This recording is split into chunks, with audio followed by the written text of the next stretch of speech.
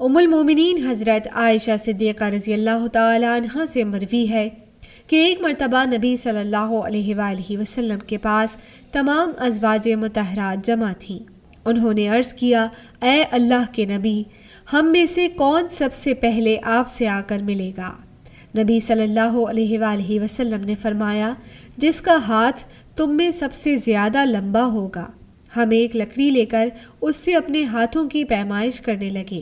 حضرت سودا بنت زمعہ کا ہاتھ سب سے زیادہ لمبا نکلا۔ پھر نبی صلی اللہ علیہ وآلہ وسلم کے وصال کے بعد جلد ہی حضرت سودا ان سے جا ملی۔ بعد میں ہمیں پتہ چلا کہ ہاتھ کی لمبائی سے مراد صدقہ و خیرات میں کشادگی تھی، اور وہ صدقہ و خیرات کرنے کو پسند کرنے والی خاتون تھی۔ مسند احمد حدیث نمبر 23796۔